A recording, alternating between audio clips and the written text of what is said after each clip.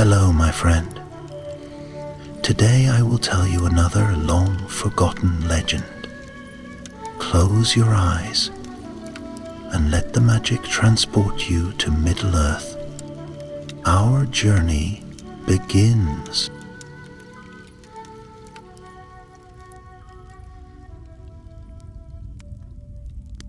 In the far northern reaches of Middle-earth, beyond the whispering woods of Mirkwood and the grey slopes of the withered heath, there rose a grim stretch of mountains, cold and ancient. The grey mountains, once home to the dragons of old. Here the wind moaned like lost spirits, and the stones themselves remembered fire. Long ago these peaks had trembled beneath the wings of beasts mighty and cruel. Most were slain, others fled, and peace slowly returned to the valleys below.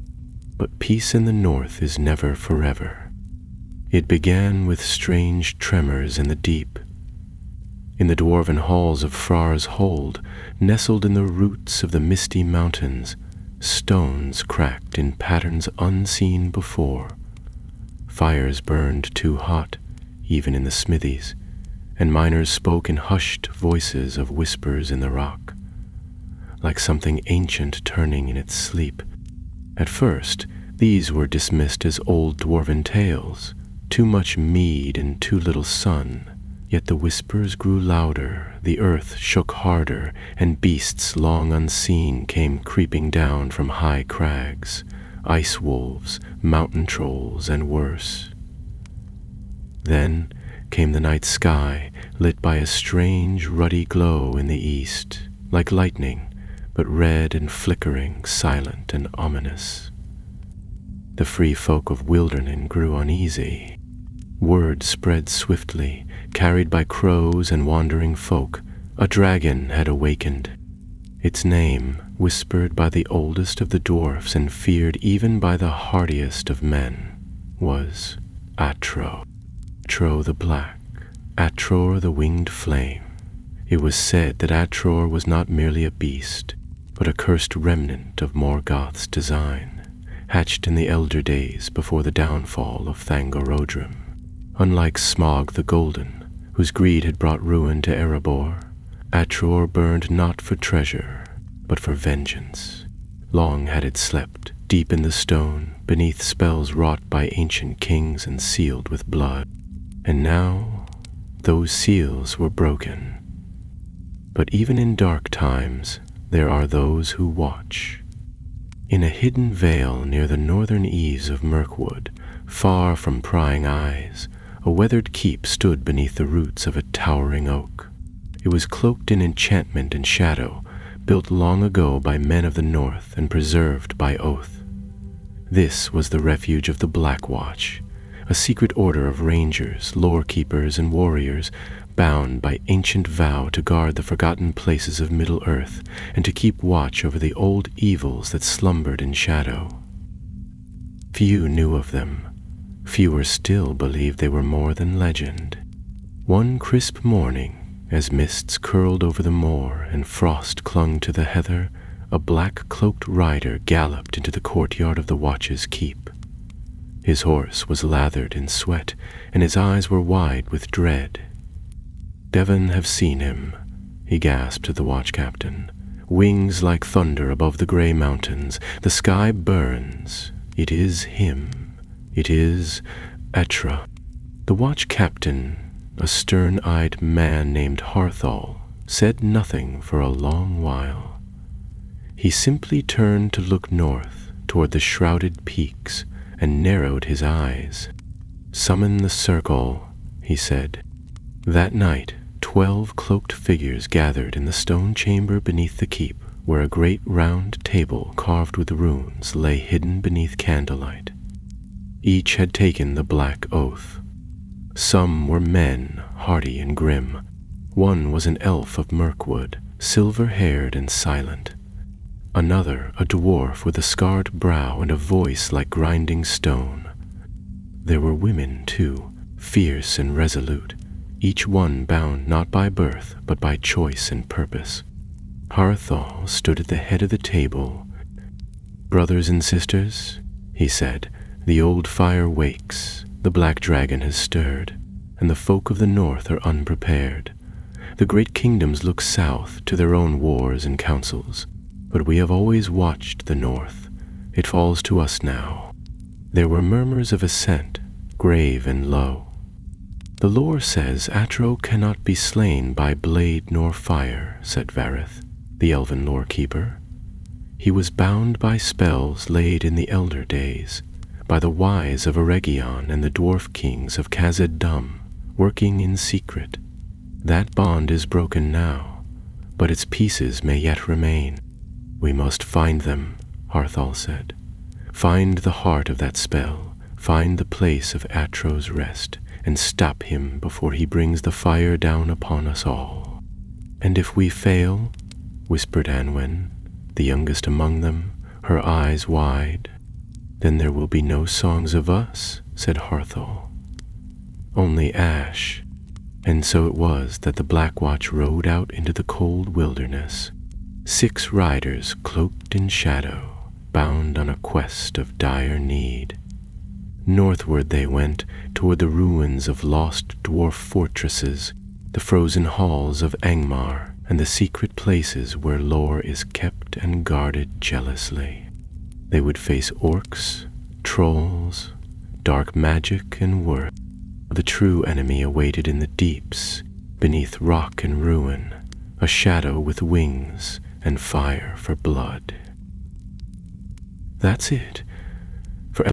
The dragon Atro had risen, and the watch was riding into his path.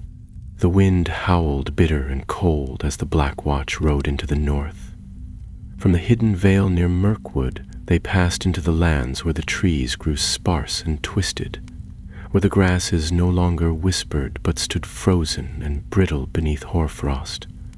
Clouds hung low over the land, their bellies gray and heavy with the weight of coming storms. The trail was not an easy one. Wild things stirred in the woods. Wolves howled in the distance, and the scent of burning lingered faintly in the air, though no fire could be seen. They rode in silence for most of the journey, each rider burdened by the same dark thought, that the dragon Atro, long buried in tale and song, was truly awake. It was not a fear spoken aloud, but it pressed on their hearts all the same. These were no fresh recruits. They were rangers hardened by years of shadow, trained to fight and to guard what others had forgotten. Yet this task was different. Dragons were not foes to be hunted like orcs or bandits. They were doom made flesh. Harthal led the company, his eyes ever on the northern horizon. To his left rode Vareth the elf, whose bow was strung with silver cord, and whose gaze lingered often on the sky, as if watching for wings that might descend at any moment.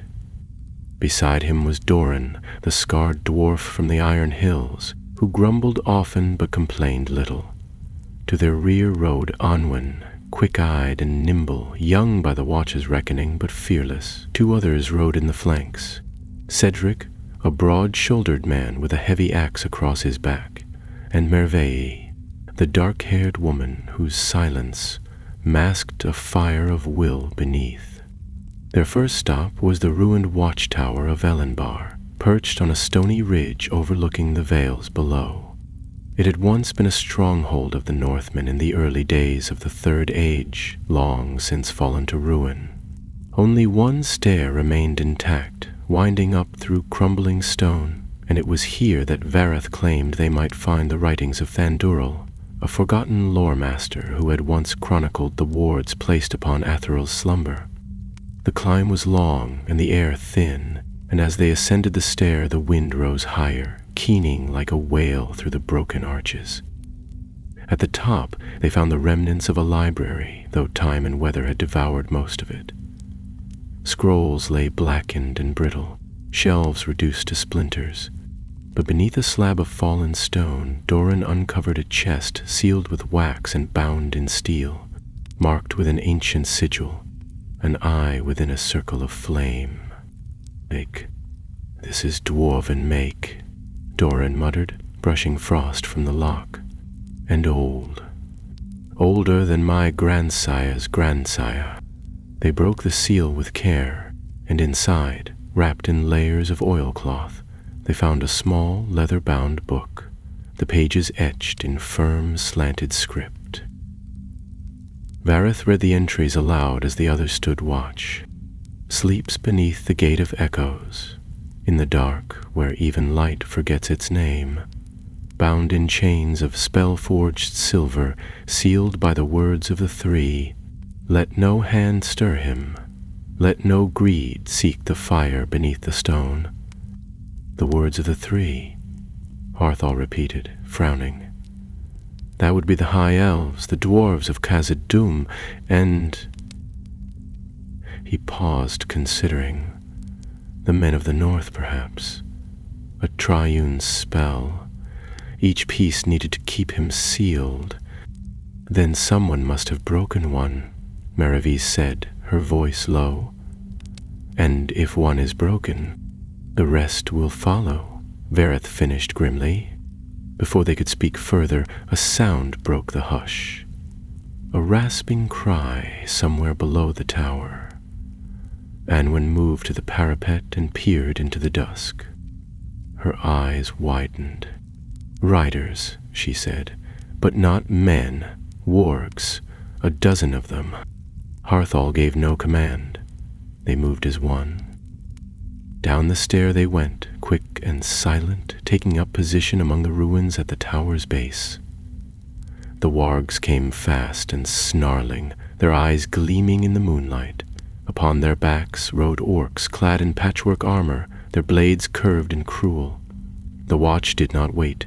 Arrows flew from Vareth's bow, swift and sure, striking down the lead beast in an instant. Doran charged with axe in hand, bellowing in Khuzdal, and Maravis flanked with a pair of long knives flashing in the dark. The battle was fierce, but the watch was trained for such encounters. The orcs were reckless, and though numerous, they were no match for discipline and purpose. Hanwen darted between shadows, her sword cutting swift and low. Harthal faced the war chief himself, a hulking brute with tusks and a wicked glaive. Their blades rang in the cold air, and with a final stroke, Harthal drove his sword through the creature's throat. When the fighting was done, the wargs lay still, their foul breath steaming in the frost. Cedric knelt beside one of the fallen orcs and retrieved a shard of blackened stone from its pouch, wrapped in tattered cloth. Dragonglass, he said, not natural, forged by dark magic. Vareth studied it with narrowed eyes. This is a piece of the binding stone, he murmured. The seals were not broken by time, someone freed him. A chill deeper than winter settled on them then. Someone, somewhere, had deliberately unraveled the wards that held Atro in sleep. Whether they knew what they had done or served a darker purpose, the result was the same. The dragon was loose, and Middle Earth would suffer for it. We ride to the Gate of Echoes, Harthal said at last. If any part of the spell remains, we must find it. And if Atro has already left his lair, then we find what he seeks, before he finds it first. The watch buried the dead, marked the fallen with stones, and left the ruin of Elenbar behind. Snow began to fall as they rode, fine and cold. The world was growing quiet, like breath held before a scream. Above, the sky remained dark, though no storm stirred. Only a strange, faint red shimmer far in the east, where the mountains loomed like jagged teeth. None of them spoke of it, but they all saw it. The fire was rising, and with it, the Dragonleth days that followed were colder still, and the wind seemed to gnaw at their cloaks and boots like a living thing. The company pressed northward, through frost-covered hills and tangled pinewood, where even the trees seemed to lean away from the sky as if in dread of what brooded above. The land grew wilder with every league they rode, and the silence deepened. No birds sang, and even the wolves had fallen quiet. The world felt hollowed out, as though the very air were holding its breath. Their goal lay far beyond the mountains, deep in the ancient highlands where the Gate of Echoes was said to lie, a place from the elder days, lost to maps and forgotten by most. According to the book recovered from Elenbar, it had once been the site of a mighty hall built into the bones of the world itself, where the alliance of elves, dwarves, and men had cast the spells that bound Atro in his prison. That such a place still existed was uncertain. Time had erased much, and few living souls had dared venture into that frozen wilderness. It was near dusk on the 5th day of their journey when they came upon the remnants of a burnt-out village at the edge of a frozen river. The wooden huts lay in blackened heaps, the snow around them stained with ash and soot. Not a single body remained, but the signs were clear. Whatever had come through had not left survivors. Harthel dismounted slowly, his eyes scanning the horizon, and the others followed suit, weapons in hand. "It wasn't orcs," Doran muttered as he crouched beside a scorched beam. "These timbers were turned to slag? Look here, the stone beneath's cracked from the heat." Vareth stepped carefully through the ruin, his silver cloak brushing ash from the ground. He paused near what had once been a well and knelt to examine the stonework. "No sign of claw marks," he said quietly. "No tracks of beasts. This was not a raid, this was wrath." "Dragon fire," Harthal said grimly. "He's already flying." "But where?" Anwen asked, peering at the darkening sky. "Why burn an empty village?" "He'll search us," Miravi answered. "Just like us, only he does not need to ask questions." Night settled quickly, and they camped on the edge of the river beneath a cliff that offered some shelter from the wind. No fire was lit, though they longed for warmth. Light, they knew, could be seen from far away, and none wished to draw attention. They sat close together, wrapped in fur-lined cloaks, speaking little. Only the sound of the river's slow, icy current offered any comfort. Harthel took the first watch, his hand resting on the hilt of his sword, his gaze fixed on the stars. It was a cloudless night, and the constellations above shone bright and sharp. He could see Menelvog rising in the east, the great hunter of the skies, sword ablaze with frozen light.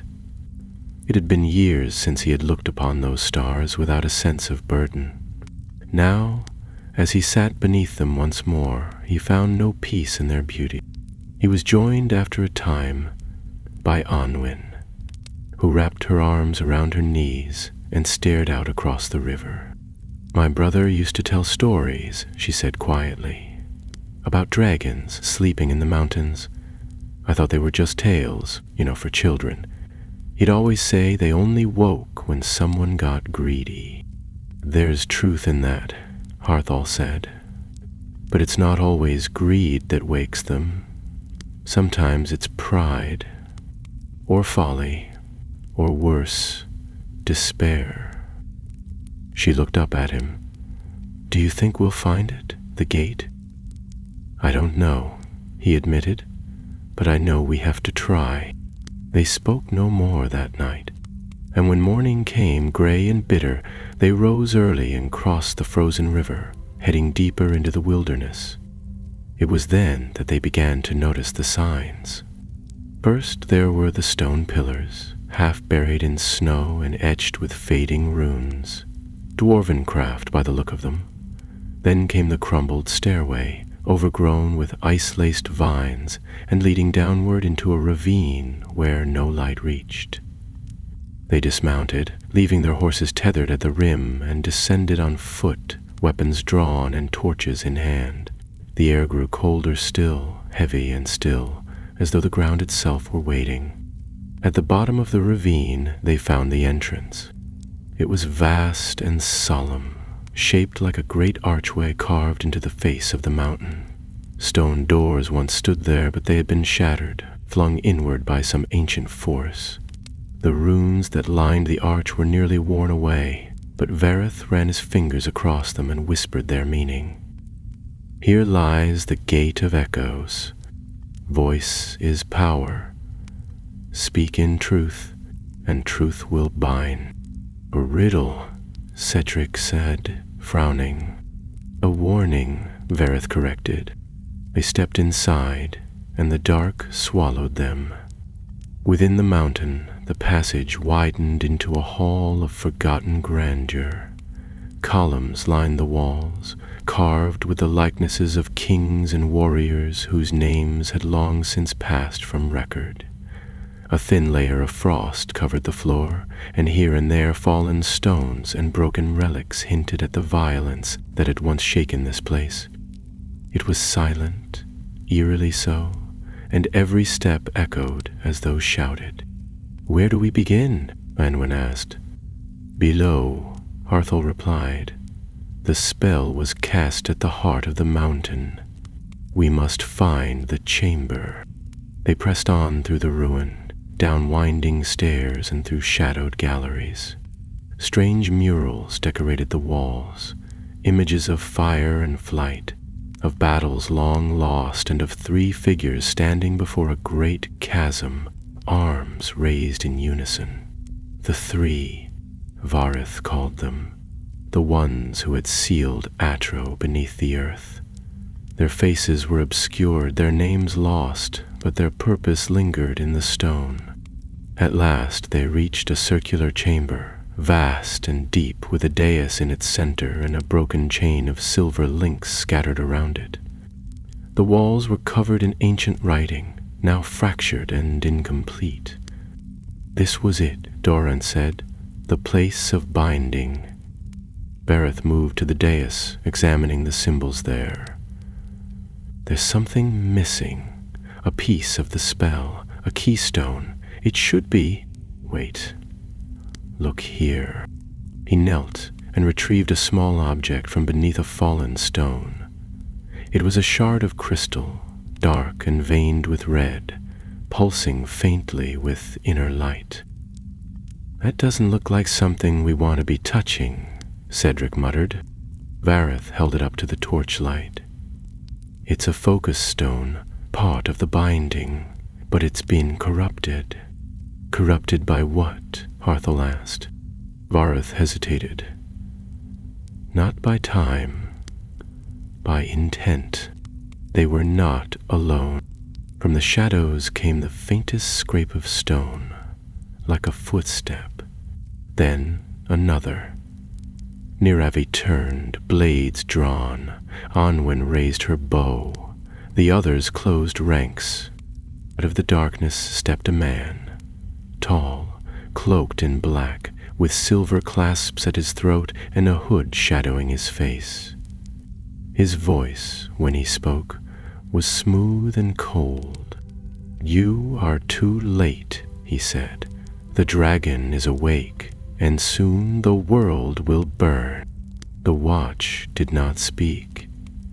Their hands tightened on their weapons. The stranger smiled. "And there is nothing you can do to stop it." The stranger stood at the edge of the chamber's light, unmoving, as though the shadows clung to him by choice.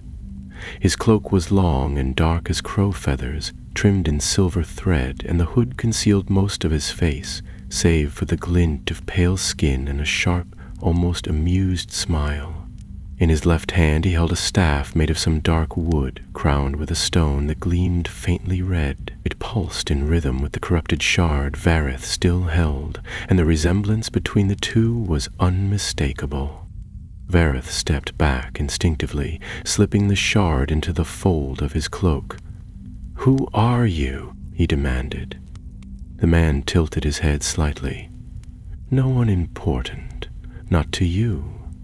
His voice was soft, yet carried with a kind of effortless command. "But if you must call me something, I once bore the name Calder."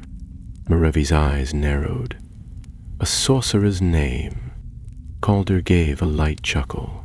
"Ah, you remember your lessons. I was a student of the East long ago, a servant of knowledge, until I found a different path, a truer one. You're the one who broke the seal, Harthal said. It wasn't a question. The man dipped his head in mock courtesy. Indeed, not alone, of course. Great workings are never the task of one hand. But yes, I had a part in it.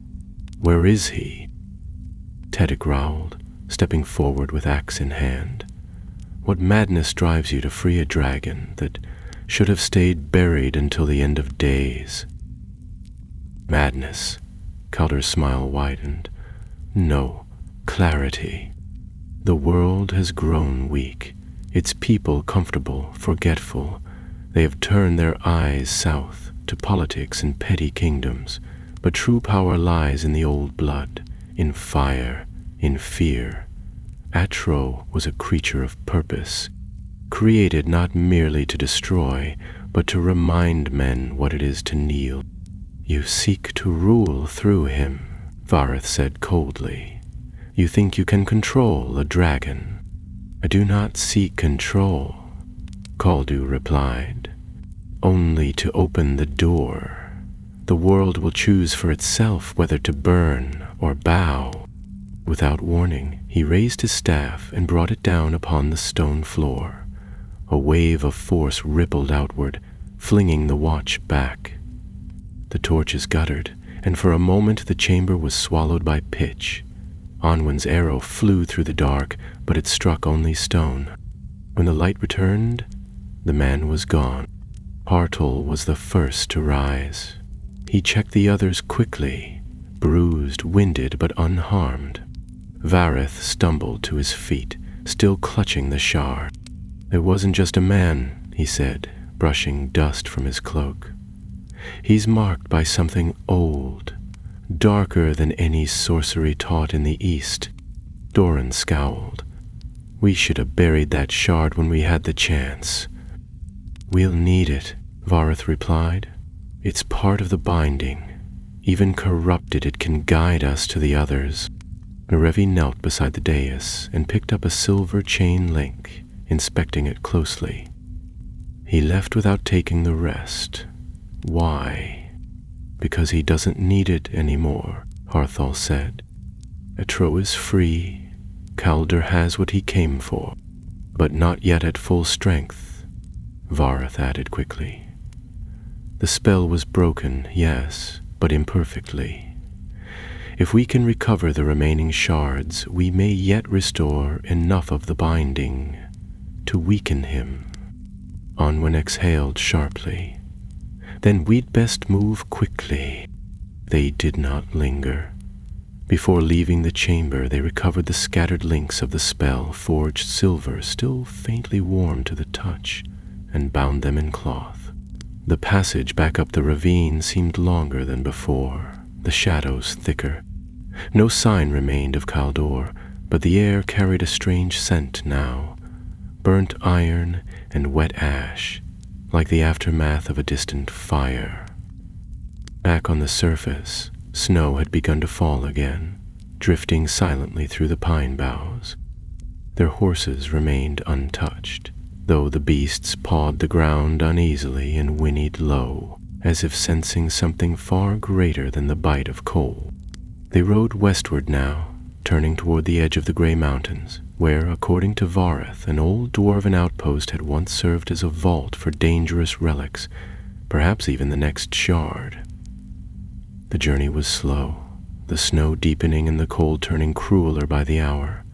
Twice they spotted fires on distant hills, but they dared not investigate.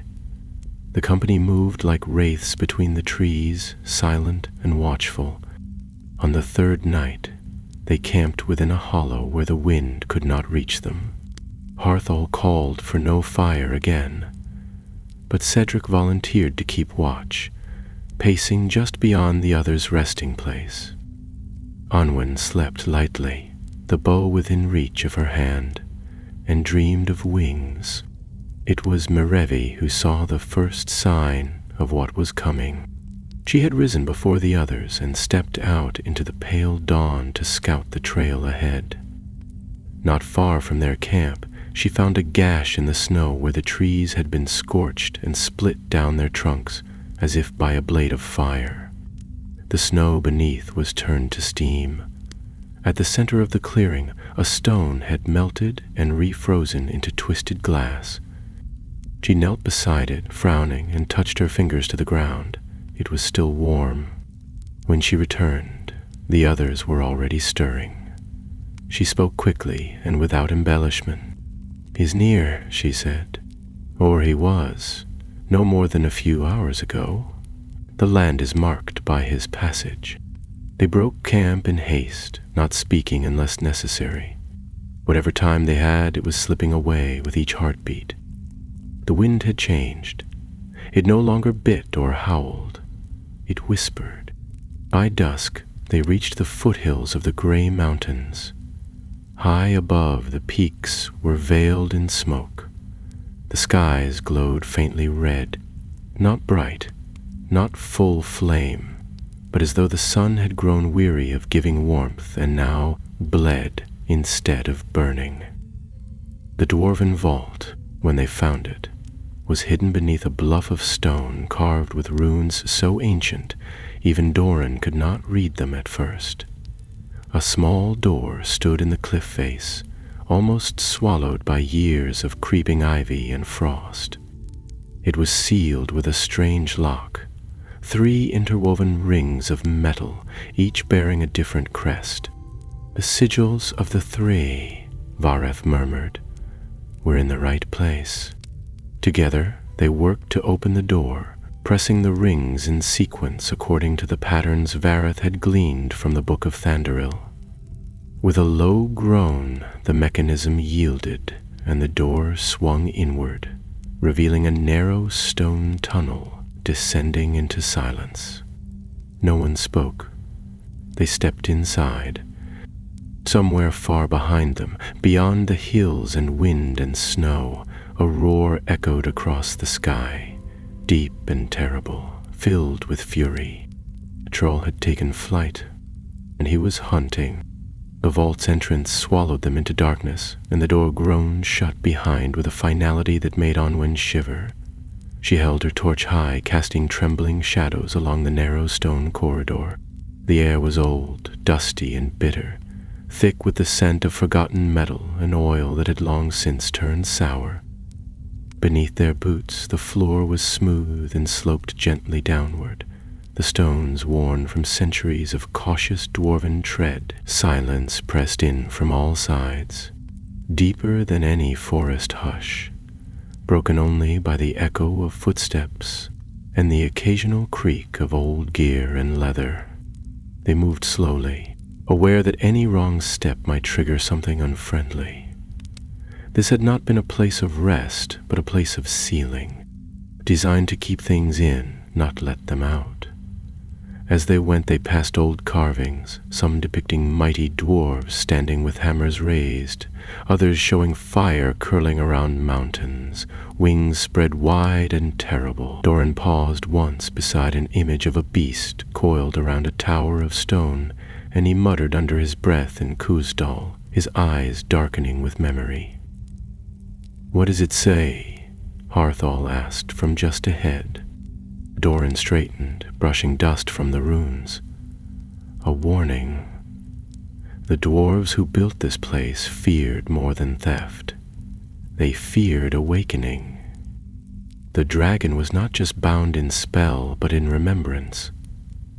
They built these images to remind their own descendants what should never be done. "Didn't work," Anduin said, her voice low. "He's awake anyway." "No," Vareth corrected gently. "The warning wasn't for them. It was for us." The corridor widened at last into a great chamber, square and tall, with a domed ceiling held aloft by 4 pillars carved with flames. Chains hung from the stone beams, some broken, others still gleaming faintly with silver lacing. At the center of the floor stood a pedestal, a short, broad column with 3 indentations arranged in a triangle. Inside one of the hollows lay a second shard of crystal, this one pure, untouched by the corruption that had marred the first. It glowed softly, like moonlight caught in ice. No one moved at first. Then Vareth stepped forward, slowly, and extended a hand. The moment his fingers brushed the shard, the chamber responded. A low hum filled the air, resonating deep in their bones. The torches along the wall flared to life, though none had touched them, and the silver chains above began to tremble. Runes along the walls lit in sequence, one after the other, pulsing in rhythm with the shard's light. It was not hostile, but watchful, testing them, perhaps, or recognizing a purpose older than memory. "It accepts us," Vareth said softly. "It knows we've come to restore, not to steal." He lifted the shard carefully and turned to the others. "That's 2. With 3, the spell can be reformed. Not as strong as before, but enough to bind, perhaps. Enough to weaken." "Where's the last?" Cedric asked. "There was a 3rd vault," Vareth replied, his brow furrowed. "Not dwarven, but built by men, north of the old ruins of Carnenhold, at the edge of the withered heath." "That's dragon country," Dorn muttered. "Or was." "It may be again," Harthal said. "We ride at dawn." But dawn never came. As they turned to leave the vault, the ground shuddered beneath them, just once, but hard enough to send dust falling from the ceiling and to make the chains rattle like wind chimes in a storm. The torches flickered, and a deep groan echoed through the stone, distant at first, then nearer, until it settled like a growl in their chests. Then silence. They froze. "Was that?" Anwen began, but she didn't finish. They exited the vault swiftly, and the cold night air struck them like a wave. The sky above was no longer gray, but tinged faintly red, like iron pulled from a forge. Smoke streaked the clouds in twisting trails, and though the wind was still, it carried with it a heat that did not belong to the north. Far to the east, along the edge of the mountains, a red glow burned where no sun should rise. It pulsed, like a wound opening and closing in the skin of the world. "A trip," Harthal said, his voice hardening. "He knows." "Knows what?" Anwen asked, breathless. "That we've found one of the shards. That we still seek the others." They mounted quickly, urging their horses into motion. The pace was brutal, cutting across ice-slicked paths and narrow goat trails that had not been used in years. But there was no choice now. Time was not a luxury. Every moment the dragon lived free was another breath of flame drawn toward the ruin of the north. That night, they made camp in the lee of a high ridge, hidden from view but still under the heavy red sky. As Cedric and Meravi took watch, the others huddled close, speaking softly. Vareth turned the pure shard over in his hands. "There's something else. I didn't want to say it earlier." Harthal looked at him sharply. "Speak. The 3 shards. They don't just bind. They also reveal. Once united, they can show where Atro's heart lies. Not just his body, but his mind, his purpose. They can show us what he's truly after." "And what if it's more than destruction?" Anwen asked. "Then we'll be glad we knew," Vareth said. The wind picked up just before dawn, and with it came a sound that turned their blood to ice. Cry. High and distant, but unmistakable. The scream of a dragon. They stood quickly, staring toward the horizon, and there, through a break in the clouds, they saw it. Black wings stretched wide, gliding low across the mountains, leaving a trail of fire in their wake. It did not come toward them, not yet, but its shadow passed across the ridge, blotting out the stars for a moment. "It's searching," Mermevi said, "but not blindly." "Hell is drawn to the shards," Harthel said. "He feels them, even now." "Then the last vault must be close," Cedric said. Bereth nodded. "We're near the edge of the heath. If it's still there, we'll find it by nightfall." They broke camp without food, moving fast down the slope and into the twisted stone valleys that marked the approach to Carnenhold. The land here was bleak, sharp ridges, broken towers, and dead trees whose roots clung to rock like skeletal fingers. Once a great city had stood here, when the kingdoms of men were young. Now it was only memory and ruin. By midday they reached the outer walls, half buried and half collapsed, but still standing. Somewhere beneath the ruins, the third vault lay hidden, and not all who sought it had wings. From the shattered gate came a figure cloaked in gray, tall and lean, moving with purpose. Not Calder, but a servant, waiting, watching, and not alone. The figure moved with eerie calm, stepping over fallen stones and scorched roots without pause, as though it had passed through this ruin many times before. A hood masked its face, but what little could be seen of it in the half-light was pale and smooth, almost waxen, like something carved rather than born. The cloak it wore was the color of ash, marked with a sigil none of the watch recognized, a curling symbol etched in red, resembling a serpent devouring its own tail.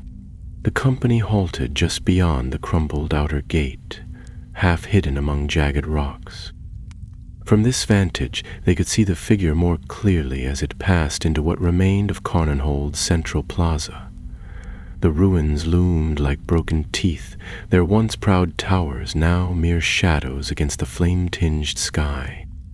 There was a strange silence in the place, and even the wind seemed reluctant to cross the ancient walls. "That's no orc," Anwen whispered, narrowing her eyes. "Nor man," Miremi added, tightening her grip on the hilt of her blades. Hartel raised a hand, signaling them to stay low. "One servant means more are near, perhaps even Calder himself." "Anywhere here?" Doran muttered. "This place was abandoned in my great-grandfather's time.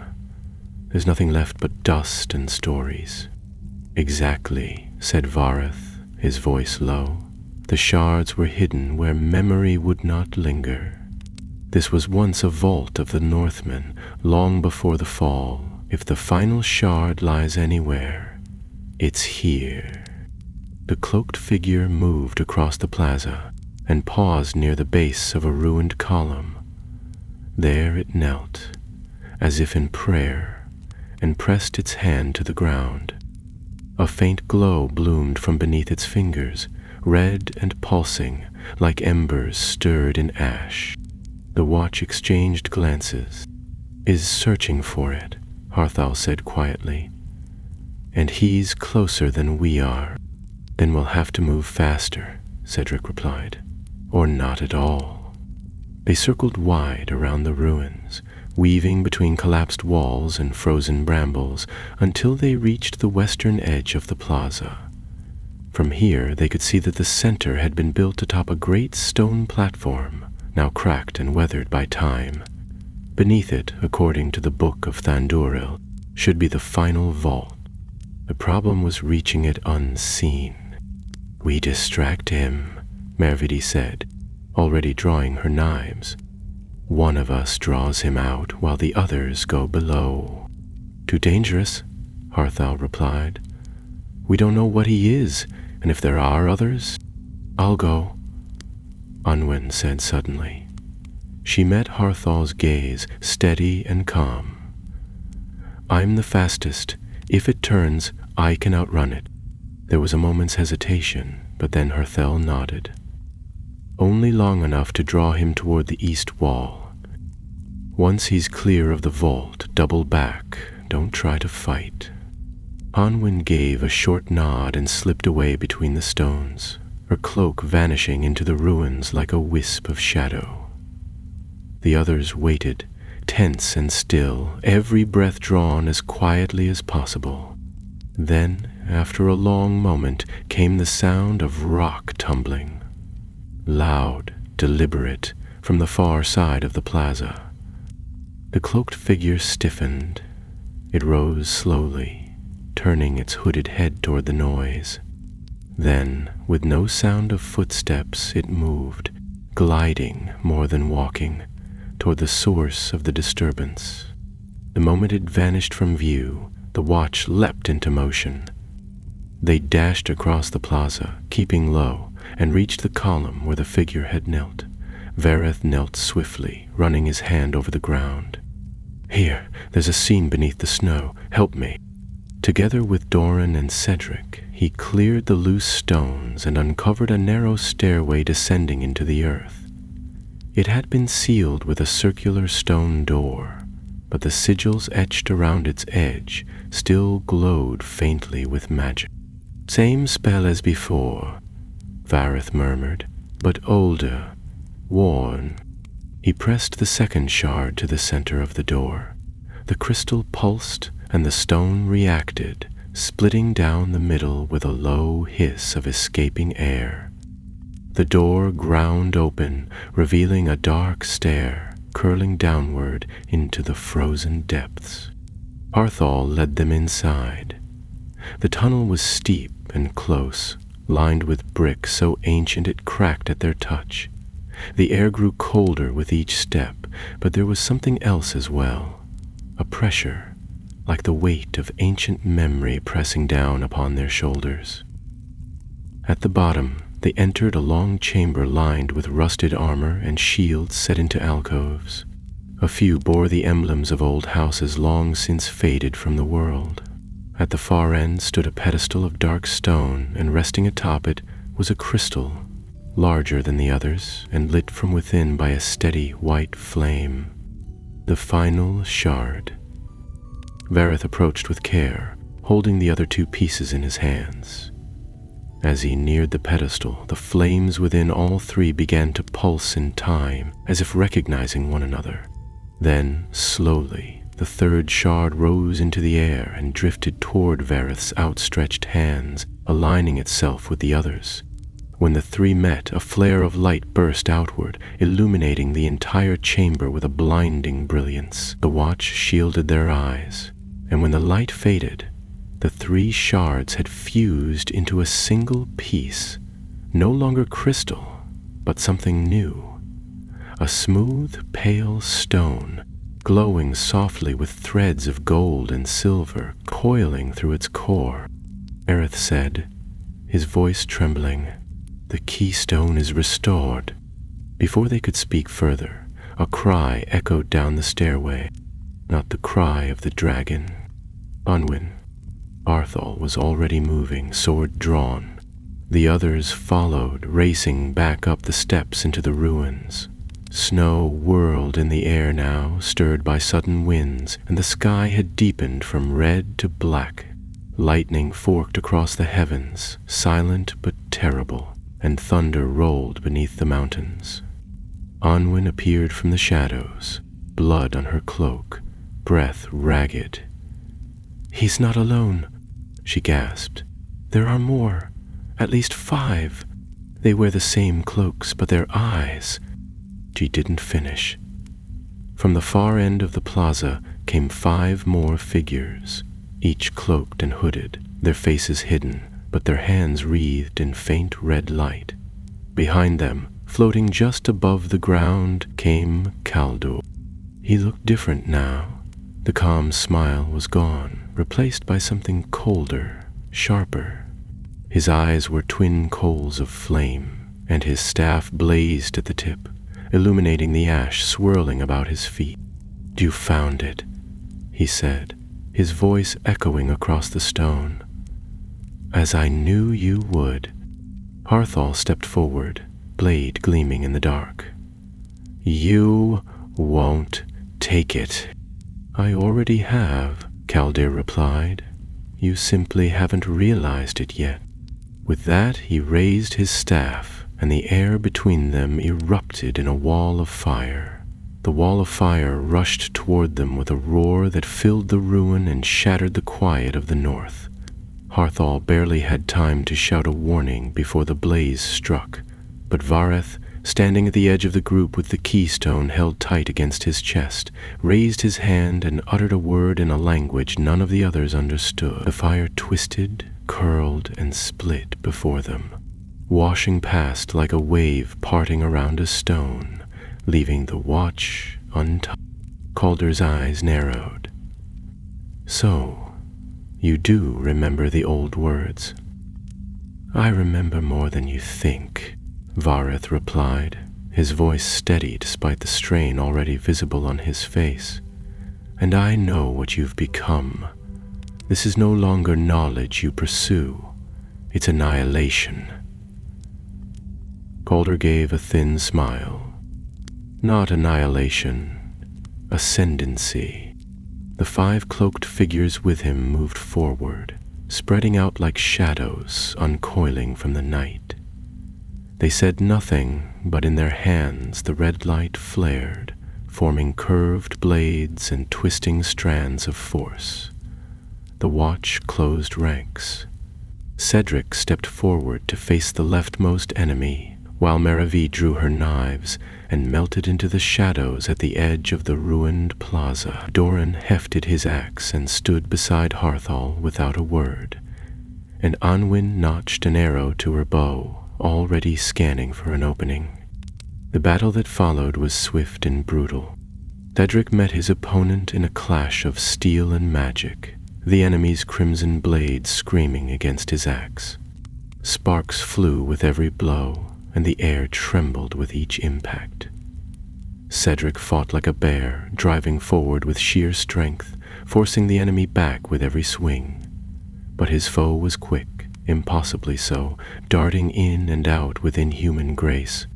Harthal took another of the robed figures, and the clash of his sword with the enemy's crackling staff sent shock waves through the stone. The creature beneath the cloak never spoke, but its movements were precise, each step and strike calculated to kill. Harthal gritted his teeth and held his ground, driving the enemy back with sweeping arcs of steel. Onwin moved like wind through the ruins, loosing arrows that vanished into the gloom. One struck an enemy in the chest, staggering it. A second caught another in the leg, dropping it to one knee. She was fast, but even she had to move carefully. Twice a bolt of red fire passed within inches of her, searing stone where she had stood moments before. Meravi reappeared beside one of the attackers in a flicker of movement, her blades plunging deep before vanishing again. Her style was unlike the others, more shadow than warrior, her steps silent, her strikes fatal. One enemy fell beneath her knives, convulsing as the red light around its body flickered and died. Vareth remained behind, the keystone pressed to his chest, lips moving in steady rhythm as he chanted words of warding. His voice was calm, but beads of sweat formed on his brow as he fought to hold the keystone's light against the dark. And Kaldor watched. He stood atop a broken pillar at the far end of the plaza, staff raised, the air around him shimmering. Then, slowly, he lifted his free hand and pointed toward Vareth. A surge of fire leapt from his fingers, more focused this time, streaking toward the elf with a hiss like boiling oil. Doran lunged forward, shoving Vareth aside and taking the blast full in the chest. The dwarf was thrown back with a grunt, his armor blackened and smoking. He hit the ground hard and did not rise.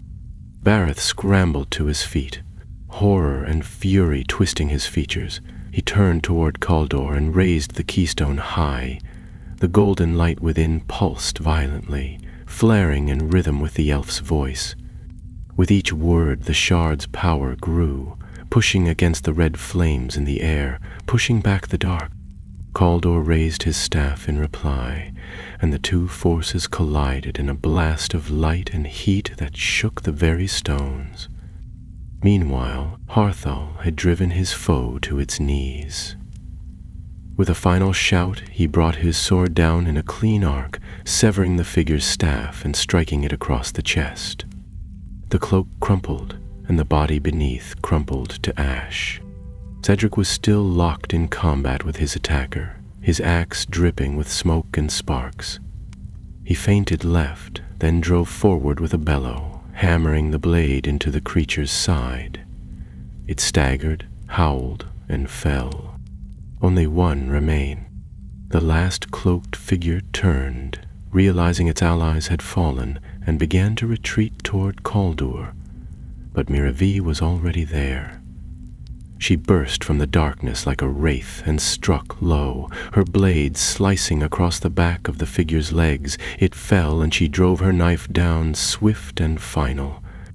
The watch regrouped, battered but standing, save for Doran, who still lay where he had fallen. Onwin rushed to him and knelt beside his motionless form. His eyes were closed, his beard singed, but after a long moment, his chest rose. "Who lives?" she breathed. "Barely." Caldor stepped down from his pillar, his expression cold. "You've won this skirmish," he said, "but you misunderstand the war. You think to bind Atro again, to restore balance, but the dragon's fire cannot be chained a second time." Vareth stepped forward, keystone in hand, golden light swirling around his fingers. "Then we'll shatter him." Caldor's eyes narrowed. "You will try." And with a roar like cracking stone, the mountain behind him split. Great shape burst from the ridge above, black as night, vast wings unfurling with a sound like thunder. Atro rose from the rock, molten eyes burning in his skull, smoke pouring from his jaws. He coiled above the ruin, towering and terrible, and the heat of his presence turned snow to steam and stone to fire.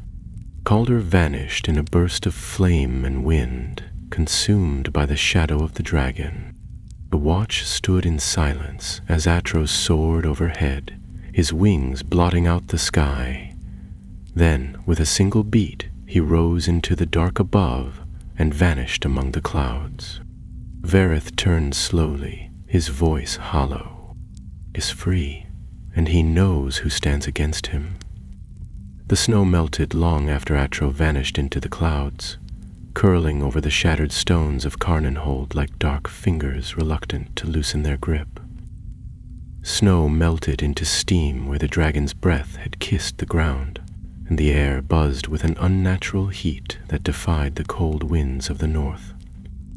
The watch stood motionless for a long moment, each of them struggling to take in the scale of what they had just witnessed.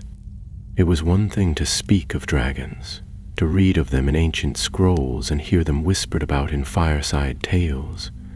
It was another thing entirely to stand in the shadow of one. Harthal was the first to move.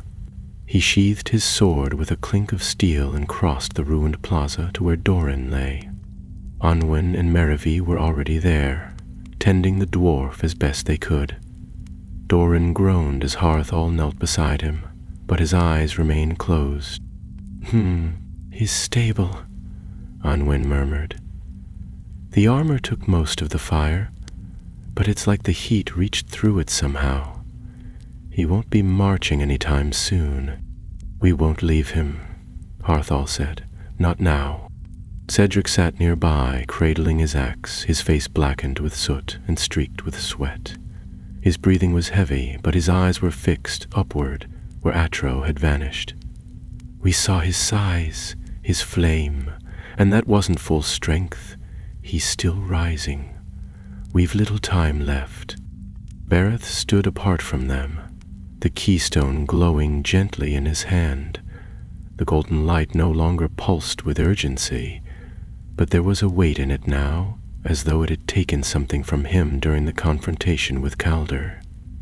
His shoulders slumped slightly, and his hands trembled as he wrapped the stone once more in cloth and placed it carefully into the satchel slung across his back. "We'll strike next at the places tied to the binding," Vareth said quietly. "We've awakened the keystone, and in doing so, we've made ourselves visible. If he feared the remnants of his chains, he fears us now even more." "Then what's our next move?" Merevi asked. "We can't stand against that in the open." "We don't," Vareth replied. "Not until we're ready." They did not remain in Carnonhold. As soon as Doran could be carried, the watch departed under cover of the growing dark, moving westward into a stretch of high hills where the dragon would be less likely to follow.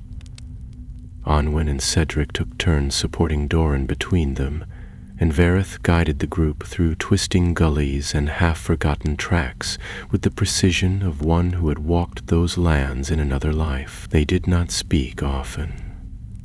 The sky above remained low and heavy with smoke, and the red glow that had haunted the horizon was now a constant presence. Twice they saw Atro's shape pass across the clouds, vast and coiling, his wings drawing storms behind them, but the dragon did not descend. That night, they made camp in a narrow ravine sheltered by pine and rock. Harthal set no fire. Instead, they huddled close beneath their cloaks, sharing what little warmth they could manage. The sky above flickered with lightning that bore no thunder, and now and then the earth gave a subtle tremble, as though some great creature were breathing far below. "I've been thinking," Cedric said after a long silence, his voice barely louder than the wind. "Calder said Atro couldn't be chained again, that the old spells weren't enough. Was he lying, or is he right?" Vareth stirred slightly. "The original binding was crafted by 3 races together, elves, dwarves, and men. 3 voices, 3 powers, united by a common will. The keystone holds their echoes, but the truth is, it was never meant to be broken. Once undone, it cannot be remade in the same way." "Not exactly. Then what hope do we have?" Unwin asked. "If we can't chain him, what? Do we try to kill him? No weapon forged by mortal hands can pierce Atro's hide," Vareth said. "Not as he is now, but there may be another way. The keystone, it's more than a lock. It's a mirror. It can show us his heart." Merevi looked up. "You said that before. What does that mean, exactly?" Vareth hesitated, then unwrapped the cloth and held the keystone aloft. The others leaned in as the stone's glow brightened, casting their faces in a soft, golden light. Then, as Vareth whispered an incantation beneath his breath, the surface of the keystone shifted. No longer solid, it seemed to ripple like water. A vision bloomed within the light, first darkness, then flame, and then a cave deep within the roots of a mountain, lit by a molten river that pulsed like a living thing. At the heart of the chamber, bound in chains of black iron, there hung a crystal, a much larger twin to the one Vareth held. It beat like a heart, red and slow, and the flames around it curled and danced in rhythm. "What is it?" Cedric asked. "His core," Vareth replied. "Atro's heart is not like ours. It was forged, not born. That stone, it's the seat of his will, his mind, his fire, his fury. Destroy that, and the dragon dies." "But where is it?" Harthal asked. Vareth's face darkened. Beneath Dalvarn's teeth, a silence fell over them. They all knew the name, though none had dared speak it aloud. Dalvarn's teeth, an ancient ring of mountains deep in the far north, where the ground itself was blackened and cursed, and even the dwarves would not mine. It was said to be the place where Atro had first been forged, in the time of Morgoth. If the crystal truly lay there, then they would have to journey into the very belly of darkness. "It's suicide," Meravi said flatly. "Even getting close to Dalvarn's teeth is a death sentence." "Then it's one we'll have to take," Harthal said. "Because if we don't, no one else will." Vareth closed his fingers over the keystone once more. "There's more. The keystone can guide us to the chamber, but the path is sealed. We'll need help to open it, more than we have now." "Who?" Unwin asked. "Who would even dare come with us?" "The remnants of the old alliances," Vareth said. "There are still dwarves who remember their oaths, elves who have not forgotten the fire, men who bear the blood of the kings who forged the binding. We must gather them, even if it means splitting the watch. Separate." Cedric frowned. That's dangerous." "It's more dangerous not to," Harthal said. "We've no time left. We divide. Cedric and Onwin will ride south to Frar's Hold. Doran may be of use there. Vareth, Merevi, and I will go west. There's an old council grove where the Sylvan Elves still meet if they've not abandoned it. With luck, we'll reconvene at the base of Dolvarn's teeth within 10 days, no more." No one argued. There was no time for doubts now. At dawn, under skies heavy with ash, the watch divided, and the final march began.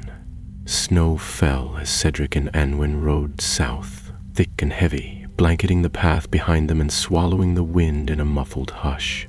Doran lay draped across Cedric's saddle, still unconscious but breathing steadily, wrapped in every spare cloak they had. The dwarf's armor bore the marks of flame and battle, scorched black where Kaldur's fire had struck, and his face was pale beneath his beard, but he clung to life with the same stubbornness he brought to every fight. Cedric guided the horses with grim determination, one hand on the reins, the other ready at the axe across his back, while Onwin rode ahead, her bow strung and her eyes alert to every shadow along the trail. They said little, not from a lack of thought, but because words seemed thin against the weight of what they faced.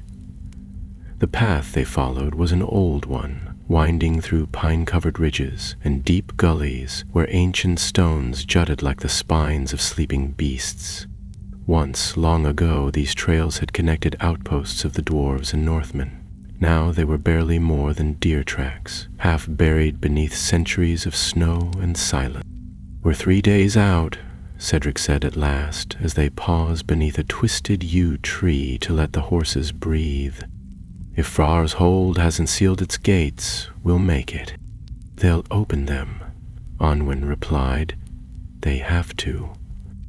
Doran's one of theirs, and the fire's spreading. Even they can't ignore that." Cedric didn't answer.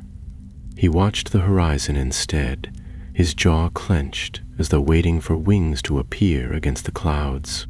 They pressed on, and by nightfall they had crossed into the foothills where the mountains rose steeper and the air grew sharper, tinged with the scent of stone and coal smoke. The dwarves had long mined these lands, and here and there the remnants of their work remained.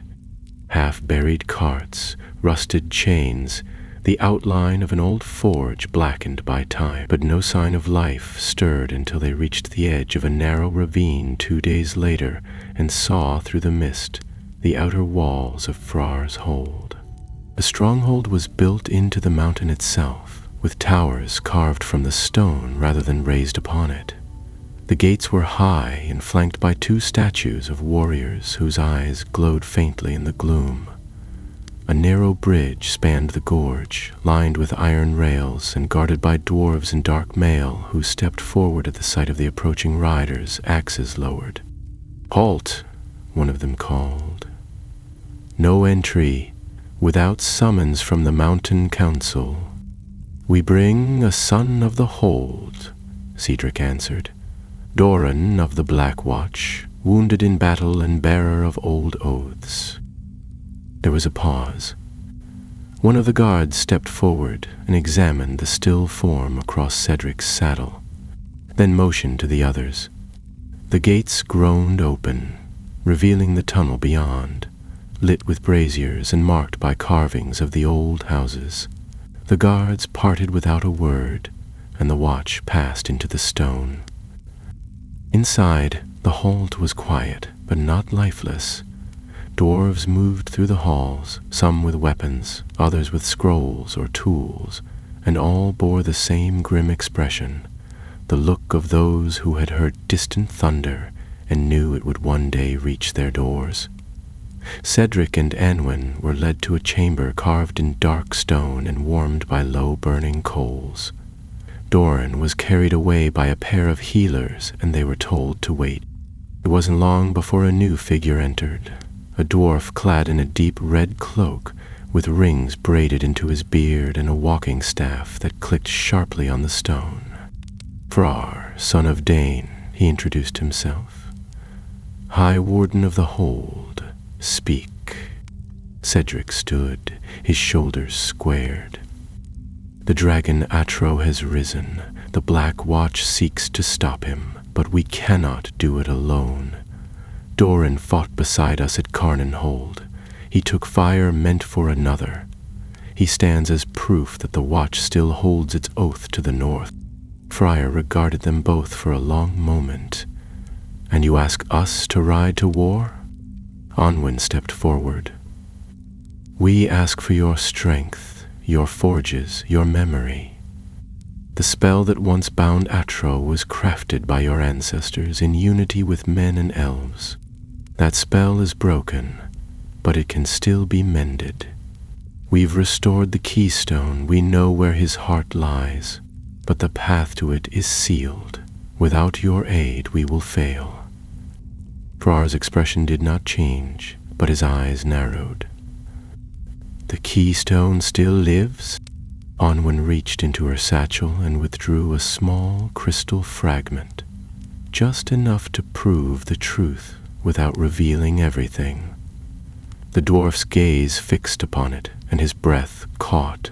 For a moment he said nothing. Then he turned and left the chamber without a word. They waited in tense silence. Outside the chamber, the sounds of the hold grew louder. Metal clanged against metal. Voices barked orders. Doors opened and closed. It was nearly an hour before Frar returned, this time with a procession of warriors behind him, all armed and grim-faced. "The Mountain Council has spoken," Frar said. "You will have what help we can give. 20 fighters, a forge wain for crafting, and passage through the outer tunnels of Dolvarn's teeth. Our ancestors fought this beast once. We will do so again." Relief swept through them, but there was no time to rest. That same evening, Anwen penned a message by torchlight, sealed it with the watch's mark, and gave it to a falcon bound west. Vareth, Harthal, and Merethi needed to know. The final convergence had begun. Far to the west, in the remnants of an ancient glade where silver leaves still clung to branches even in deepest winter, Vareth knelt before a pool of still water. The glade was sacred, untouched by time, and the trees whispered secrets in tongues older than stone. Harthal stood nearby, speaking with 2 tall elves in robes of deep green, while Merevi watched the perimeter with quiet alertness. The elves of the Sylvan realm had not forgotten their old alliances, though many had grown distant from the world of men.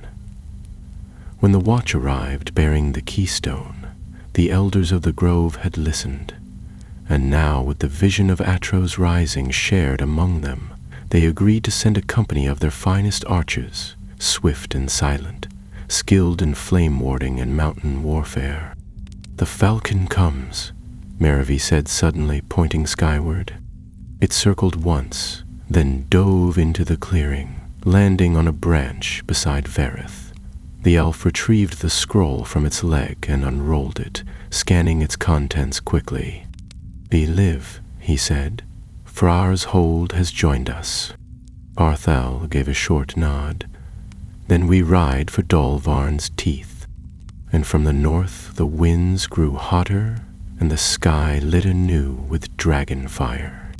The journey to Dolvarn's teeth was unlike any the Watch had ever made. It was not merely long or harsh or filled with danger, those things they had always known. This was different. The land itself had changed. The trees were no longer silent but stood twisted, their limbs clawing at the sky like hands in agony. The snow, once clean and pure, now fell in gray clumps that stank faintly of sulfur. The air was hot and dry, despite the winter season, and every breath tasted faintly of ash. Birds no longer sang, and animals no longer fled before the sound of boots or hooves. The world had fallen quiet in a new, unsettling way, as though all living things had drawn back into their holes to wait for the fire to pass. 2 companies now approached the teeth, one from the west, led by Harthal with Vareth, Moravi, and the Sylvan Elves, the other from the south, guided by Cedric and Onwin, with a host of grim-faced dwarves at their heels. They moved like smoke through the land, quick and unseen, crossing frozen streams and valleys cloaked in volcanic mist. Their eyes always lifted to the skies, watching for wing. Doran, though still not fully recovered, had insisted on walking once they neared their destination. He leaned heavily on a carved staff and bore no weapon, but there was a fire in his eyes that no wound could extinguish. The 2 groups met at the foot of the range known as Dolvarn's Teeth, 5 jagged peaks standing in a circle, each tall and sharp as a spear point, forming a crown of stone. The land within the ring was scorched black, as though some ancient fire had never quite gone out. Cracks spidered through the earth, venting smoke and heat, and in the distance a low pulsing rumble echoed beneath the rock, steady and rhythmic like the heartbeat of something vast. When the Watch was whole once more, they stood together at the edge of a high ridge overlooking the valley below. Harthal's eyes swept the blackened landscape, and for a moment no one spoke. "Eel lies beneath," Vareth said at last, kneeling to unfasten the satchel that held the keystone. "The heart of the mountain, his heart, and the seal that bars our path." He placed the stone on the ground before him, and the earth seemed to shiver as its light grew. The glow pulsed outward in rings of gold, spreading over the rocks like ripples on water. As the company watched, lines appeared across the surface of the blackened stone. Ancient patterns carved into the mountain long ago, hidden until now. They lit with silver flame, curling into shapes that resembled wings, claws, and fire. Doran stepped forward, his face pale but resolute. "These are dwarven runes, old Khazad script. The seal was made with dwarven stonecraft and elven spellwork, fused by mortal blood. We'll need all 3 again to open it." "We have all 3, Vareth said, glancing to Frar and the Sylvan captain beside him, "and the keystone to guide us." "But not much time," Harthal added, nodding toward the horizon. There, black against the red sky, the shape of Atro wheeled high above the peaks. He circled slowly, the great wings slicing through smoke and cloud, his eyes ever downward, as though sensing the convergence below. "Then we begin," Vareth said. He raised the keystone high, and at once the earth beneath their feet answered. A deep groan rolled through the mountain, and a line split down the center of the plateau, revealing a stairway carved into the stone, its edges glowing with the same silver light as the keystone. The air that rose from below was heavy with heat and the scent of old magic, thick, metallic, and ancient. They descended in silence, torches unlit, following the glow of the keystone as it led them deeper into the roots of the teeth. The stairs spiraled downward for what seemed like hours, the stone growing smoother and warmer with every step, until finally they reached a vast chamber. It was a hall of fire and stone, carved into the shape of a circle. Pillars lined the walls, each one shaped into the likeness of one of the three. An elf, a dwarf, and a man, standing together, their arms raised as though holding up the mountain. At the center of the chamber, suspended over a pit of molten rock, hovered a crystal larger than a man, pulsing with red light. It beat slowly like a heart at rest, its surface cracked with veins of black fire. Atro's heart. Vareth stepped forward, his voice low and reverent. There it is. Suddenly, the chamber shook. Dust rained from the ceiling, and a sound like thunder rolled through the stone. The company turned toward the stairway behind them, but already it was collapsing, the mouth sealed by fire and stone. He was coming. The walls of the chamber darkened, and the air grew stifling.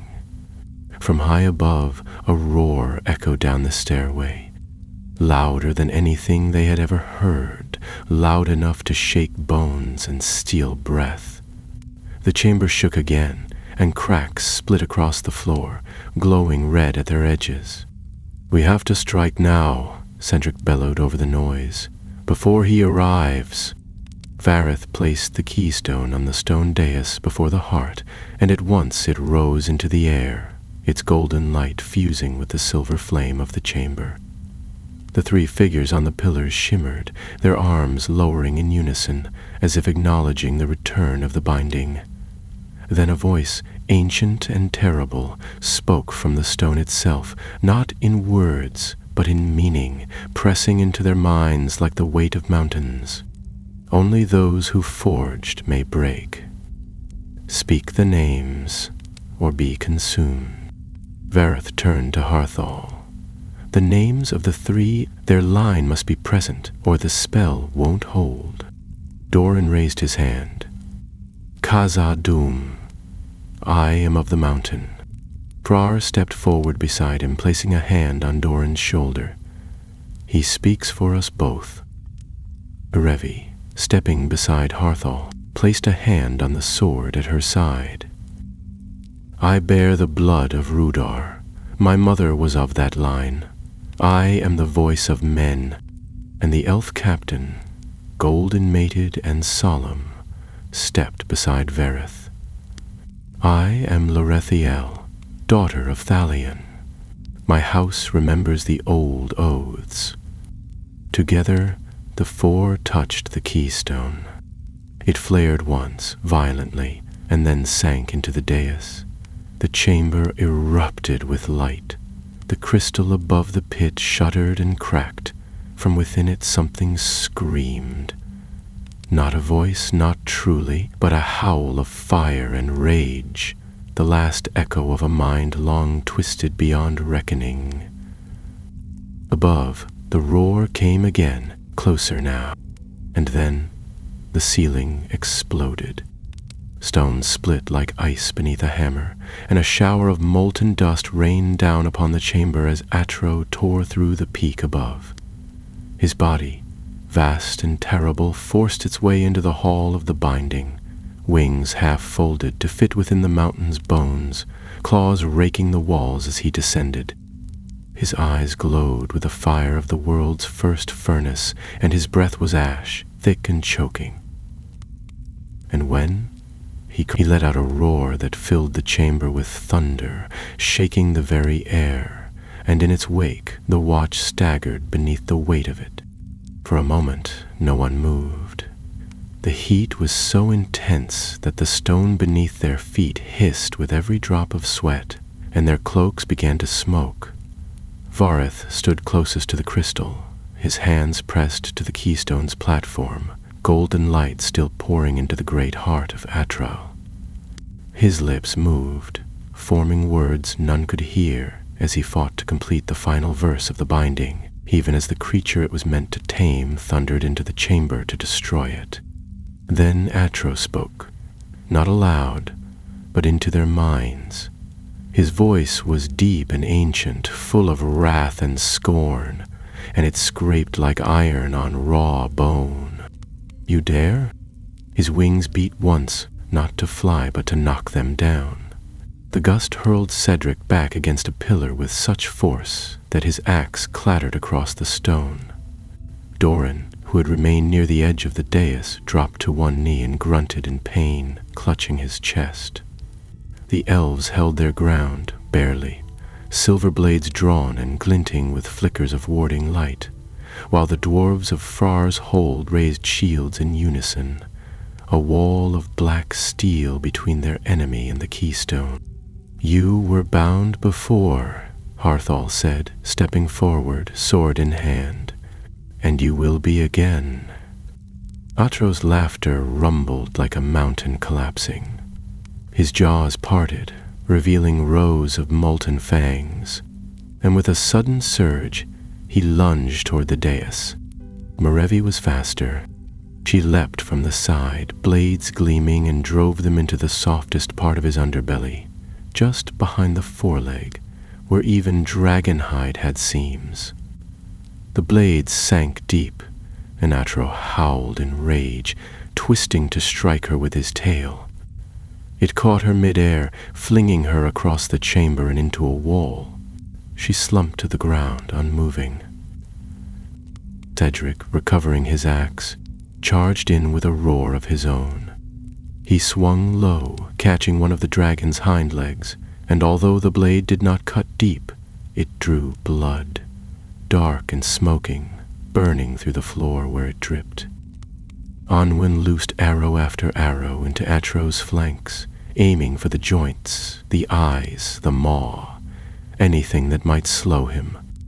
Doran, though still struggling to breathe, rose with a snarl and drew a dagger from beneath his cloak. He stumbled toward the dais, dragging his injured leg, determined to reach the heart. The heart, suspended over fire, pulsed faster now. The crystal throbbed with power, red light clashing against the golden glow of the keystone. The chamber filled with wind and flame, magic and fury, and the echo of voices that had not been heard since the elder days. Verith's voice rose above them all, firm and clear now, no longer chanting but commanding. "By stone and flame, by oath and blood, I bind thee." The keystone flared, its light so bright it cast shadows into the corners of the hall. The heart of Atro cracked. A fine line appeared down its center, glowing white at the edges, and the dragon screamed. A scream that shattered what was left of the ceiling and sent chunks of rock tumbling into the pit below. But it was not enough. Atro surged forward, driving his claw through the circle of defenders, scattering elves and dwarves alike. He reached the dais and slammed his foreleg down upon it. The stone cracked, and the keystone flickered. Verith cried out and fell back, blood running from his nose, the force of the strike too much to withstand.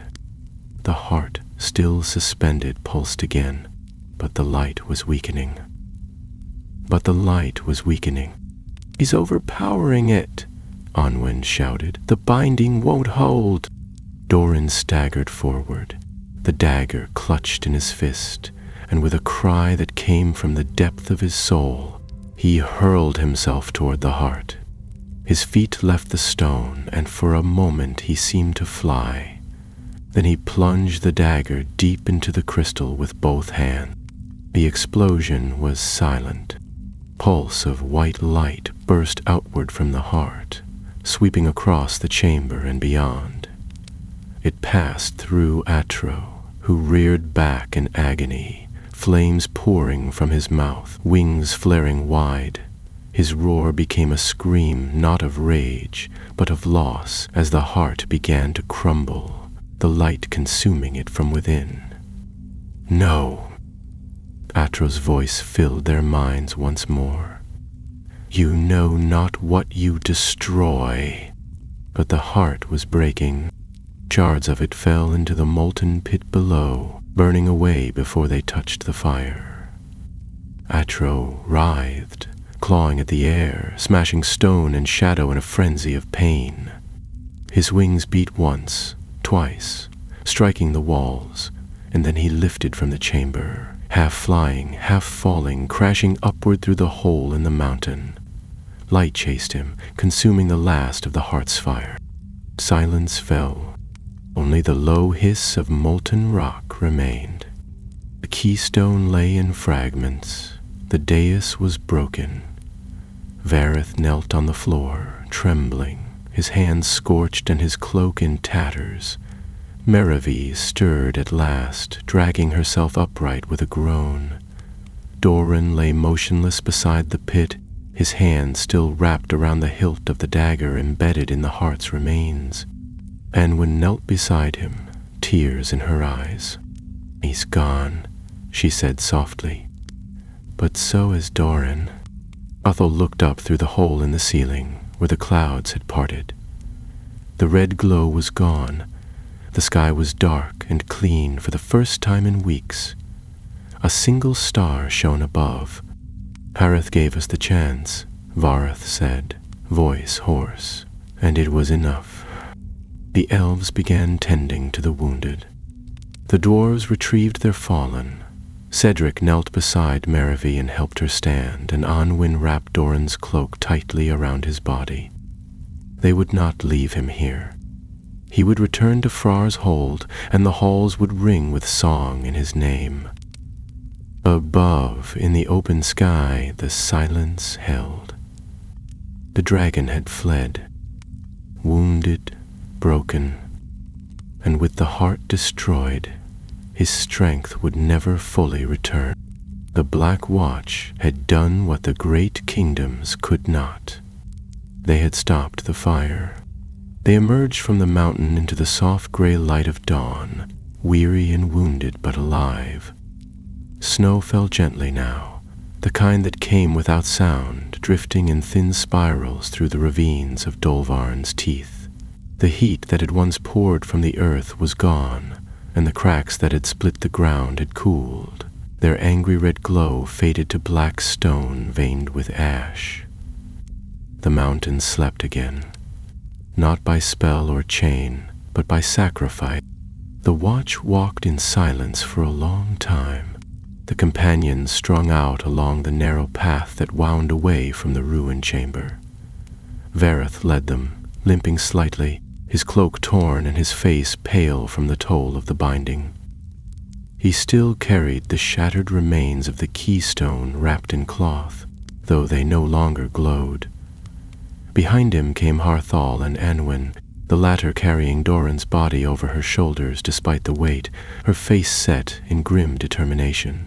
Merivee, silent and watchful as ever, walked a few steps behind, with Cedric at her side and the Sylvan elves spread among the rear, their steps light even in weariness. The dwarves of Frar's hold marched in ranks, weapons drawn and heads bowed, not out of fear but respect, for the fallen and for what they had seen. They made camp that night in a stone hollow near the foot of the Teeth, where the trees had not yet blackened, and a small stream still ran beneath the frost. Fires were lit, food was shared, and though no songs were sung, there was something like peace in the way the firelight danced across their worn faces. They had endured. More than that, they had won. Vareth sat apart for a time, gazing up at the stars.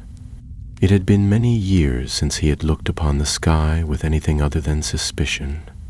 For weeks the heavens had burned red with Atro's fury. Now they were clear again, and the stars shone sharp and clean. The sight brought an ache to his chest that he couldn't quite explain. Harthal joined him, folding his cloak against the cold. "The sky remembers." Vareth nodded. "So must we." They sat in companionable silence for a moment. Then Harthal said, I've been thinking about the Black Watch. What comes next? There'll still be need for it, Vareth said. Evil doesn't vanish because one great shadow falls. It waits. It always does.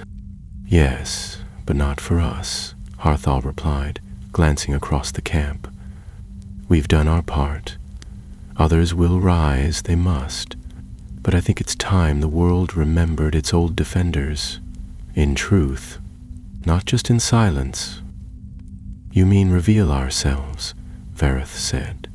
Let the kingdoms know who stood between them and the fire. The fire will come again, Harthal said, not with dread, but with the calm of one who had made peace with such truths. Not tomorrow, not even soon, but one day, when it does, they'll need more than stories. They'll need hope. And what of Atro? Vareth asked.